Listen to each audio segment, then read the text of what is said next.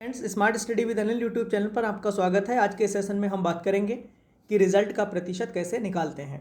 अगर आप हमारे चैनल पर नए हैं तो चैनल को सब्सक्राइब करके बेल आइकन को प्रेस करना ना भूलें। तो चलिए शुरू करते हैं आज का सेशन।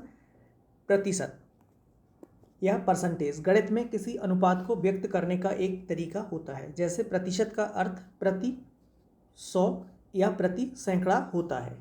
प्रतिशत यानी कि 1/100। यहाँ से 100 में कोई भी वैल्यू कितनी 1, तो 1 100 में 1। तो ये तरीका होता है प्रतिशत को रिप्रेजेंट करने का। उदाहरण के तौर पर अगर हम देखें तो गणित के एक प्रश्न पत्र में पूर्णांक प्रश्न पत्र का कितना है 50 है, और उस प्रश्न पत्र में कोई भी विद्यार्थी कितने 42 अंक प्राप्त करता है, तो उस छात्र को 42/50 यानी कि 50 में से 50 पूर्णांक में से कितना 42 अंक प्राप्त करता है। तो हमें इसका प्रतिशत में निकालना है। तो प्रतिशत निकालने का तरीका क्या होता है कि 100 में से कोई भी वैल्यू कितनी, तो वही उसका क्या हो जाता है प्रतिशत, यानी कि 100 में कितना उसका मान है। तो हमें 100 बनाने के लिए नीचे हम आधार में 2 से गुणा कर लेंगे और ऊपर 2 से गुणा कर लेंगे। तो हमारे पास ये निकल के आ जाएगा, ऊपर कितना हो जाएगा, ये हो जाएगा 84 और नीचे कितना हो जाएगा 100। तो 100 में से कोई भी कितना मान है वही क्या आ जाएगा प्रतिशत निकल के आ जाएगा। तो उदाहरण के तौर पर हमने देखा था कि गणित के एक प्रश्न पत्र में 50 में से विद्यार्थी कितने लेकर आ रहा है अंक, 42 अंक लेकर आ रहा है। तो उस छात्र को 42/50, या हमने इसको क्या किया बेस में 100 बनाने के लिए 2 से ऊपर और 2 से नीचे क्या कर लिया गुणा कर लिया। तो हमारे पास कितना निकल के आ गया 100 बटे में आ जाएगा, और ऊपर कितना 84 आ गया। तो यहाँ से सीधे स्पष्ट क्लियर ये हो रहा है कि 100 में से कितने लेकर आया। तो ये यहाँ से क्लियर कितना हो गया 100 में 84, यानी कि यही इसका क्या हो जाएगा प्रतिशत मान हो जाएगा।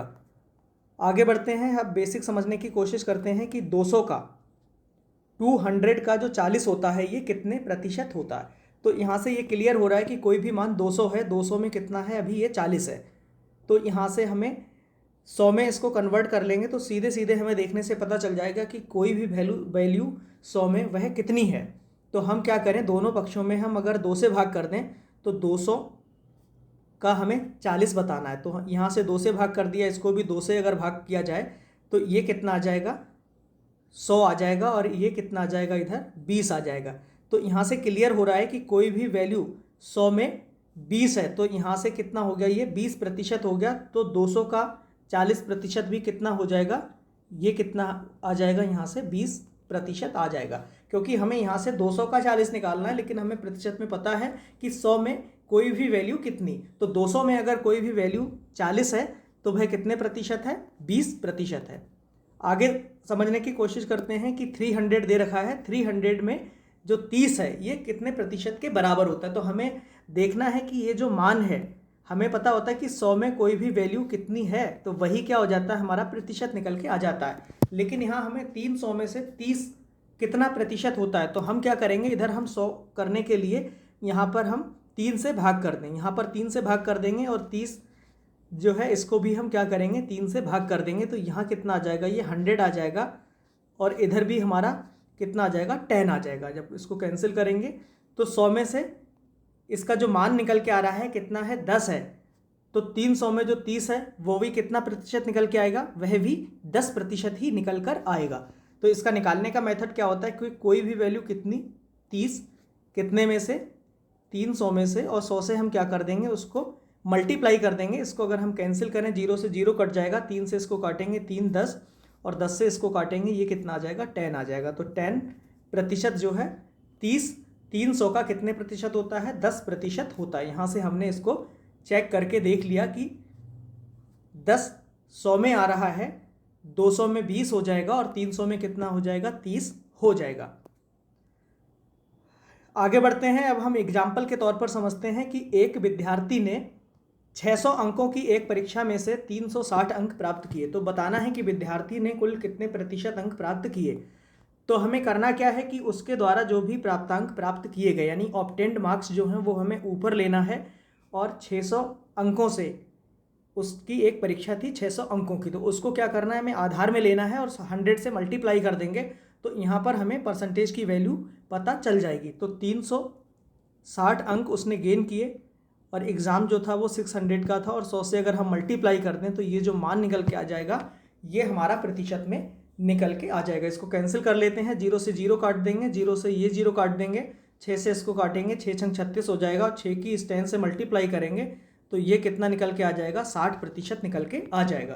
तो एक विद्यार्थी ने 600 अंकों की एक परीक्षा में अगर 360 अंक प्राप्त किए हैं तो उस विद्यार्थी के द्वारा 60% अंक अर्जित किए गए हैं। आगे बढ़ते हैं और समझने की कोशिश करते हैं। अगला एग्जाम्पल है, किसी विद्यार्थी ने 5 प्रश्न पत्रों की एक परीक्षा में कुल 420 अंक प्राप्त किए, यानी कि उसके द्वारा उस एग्ज़ाम में 420 जो अंक हैं वो क्या किया गया है, ऑब्टेन किए गए हैं। 5 प्रश्न पत्र थे और प्रश्न पत्र जो प्रत्येक प्रश्न पत्र है वो कितने अंकों का है, 500 अंकों का है, यानी कि प्रत्येक प्रश्न पत्र 100 अंकों का है। तो उसने एग्ज़ाम कितने प्रश्न पत्रों का दिया, 5 प्रश्न पत्रों का दिया। तो मैक्सिमम जो मार्क्स हैं, मैक्सिमम मार्क्स कितने हो जाएंगे उसके, मैक्सिमम मार्क ये हो जाएंगे 5 × 100 करेंगे तो ये जो उसका एग्ज़ाम हो जाएगा ये 500 नंबर्स का हो जाएगा। अब उसने 500 में से कितने 420 अंक अर्जित किए हैं, तो हमें बताना क्या है कि उस विद्यार्थी के द्वारा परीक्षा में कितने प्रतिशत अंक हासिल किए गए। तो हम क्या करेंगे कि 500 में 420 लेके आया, हमें प्रतिशत बताना है कि उसका 100 में कितना प्रतिशत आया। प्रतिशत मतलब होता है 100 में कितने अंक। तो 500 में हमें पता है कि 420, तो निकालने का तरीका क्या होता है कि जितने अंक उसने हासिल किए, गेन किए और उसका एग्ज़ाम कितने मार्क्स का था, यानी कि मैक्सिमम मार्क्स इनटू क्या कर देंगे 100 कर देंगे और इसको हम कैंसिल अगर करेंगे 0 से 0 काट देंगे, इस 0 से ये 0 काट देंगे, 5 से इसको काटेंगे, 5 दूनी 10 और 42 की 2 में गुणा कर देंगे तो ये कितना निकल के आ जाएगा, यहाँ से आ जाएगा 84%। तो किसी भी विद्यार्थी के द्वारा 5 प्रश्न पत्रों की एक परीक्षा में कुल 420 अंक प्राप्त किए गए और प्रत्येक प्रश्न पत्र 100 अंकों का हो तो बताइए इसका प्रतिशत कितना उसने हासिल किया। तो 500 का उसका एग्ज़ाम हो गया, 420 एग्ज़ाम में वो लेके आया तो प्रतिशत निकाल देंगे 420/500 मल्टीप्लाइड बाई 100। तो ये कितना निकल के आ गया, 84%। अगला प्रश्न देखते हैं, एक विद्यार्थी ने 500 अंकों की एक परीक्षा में 315 अंक प्राप्त किए तो बताना है कि उसने कितने प्रतिशत अंक हासिल किए। तो हम इसको कैसे निकालेंगे कि उसने परीक्षा में कितने अंक प्राप्त किए, ये ऊपर आ जाएगा और डिवाइड कैसे कर देंगे कि उसका जो एग्ज़ाम था वो कितने नंबर्स का था और 100 से मल्टीप्लाई कर देंगे। इसको अगर हम कैंसिल करें तो 2 0 से 2 0 कट जाएंगे और 5 से इसको काटेंगे तो 5 छक्का 30, एक बचेगा 15, 5 तियाँ 15। तो हमारे पास इसकी जो परसेंटेज निकल के आ जाएगी, कितने आ जाएगी, उसने 63% हासिल किए। अगला प्रश्न है, इसको एग्जाम्पल के तौर पे समझते हैं। ये किसी विद्यार्थी की 10th की मार्कशीट है। उसने Hindi, English, mathematics, science, social science and drawing, इसके जो मैक्सिमम मार्क्स हैं यानी कि 100 नंबर का प्रत्येक पेपर था। तो टोटल हमारे पास मैक्सिमम मार्क्स कितने आ जाएंगे, ये 600 आ जाएंगे और उसका प्राप्तांक यानी कि ऑब्टेन्ड मार्क्स, इसमें थ्योरी में और प्रैक्टिकल में, थ्योरी में 32 अंक प्राप्त किए और 29 उसने प्रैक्टिकल में हासिल किए। तो टोटल उसमें हिंदी में 100 नंबर में से कितने लेके आया, 61 लेके आया। इसी प्रकार से इंग्लिश में वह 52 नंबर लेके आया, मैथमेटिक्स में 57 और साइंस में 75, सोशल साइंस में 82 और ड्राइंग में कितने लेके आया, 85। तो उसके द्वारा कुल कितने अंक अर्जित किए गए, कितने में से, 600 में से।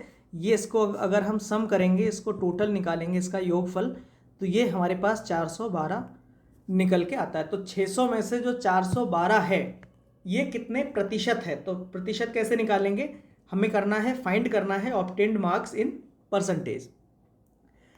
तो हम क्या करेंगे, जो उसके द्वारा मार्क्स गेन किए गए यानी कि 400 अंक उसके द्वारा हासिल किए गए, लाए गए, कितने की परीक्षा थी, 600 की परीक्षा थी और 100 से हम क्या कर देंगे, गुणा कर देंगे। 2 0 से 2 0 हम उड़ा देंगे, 6 से इसको कैंसिल करेंगे तो 6 छंग कितना होता है, 36 होता है। कितना बचा होगा, यहाँ पर 5 बचा होगा, 52 हो जाएगा। तो इसको हम भाग करेंगे तो 6 8 48, कितना 4 हो गया होगा, तो हमने दशमलव लगाया, 0 40 हो जाएगा। 6 छंग 36, फिर 4 बचा होगा, हम भाग करेंगे तो ये हमारा आगे तक ऐसा ही चलता रहेगा। तो ये जो प्रतिशत निकल के आ जाएगी 68.666 ऐसे ही आगे तक चलता रहेगा। तो इतने प्रतिशत एक अंक हम यहाँ पर बढ़ा सकते हैं, या इसको ऐसे भी कह सकते हैं कि 68.67। जब कोई भी अंक आगे 5 या उससे बड़ा होता है तो इसके जो आगे वाली संख्या रहती है इसको हम एक अंक बढ़ा देते हैं। तो हमारे पास प्रतिशत कितना निकल के आ जाएगा, 68.67, या कह सकते हैं 68.6666%। तो आज के लिए बस इतना ही। धन्यवाद।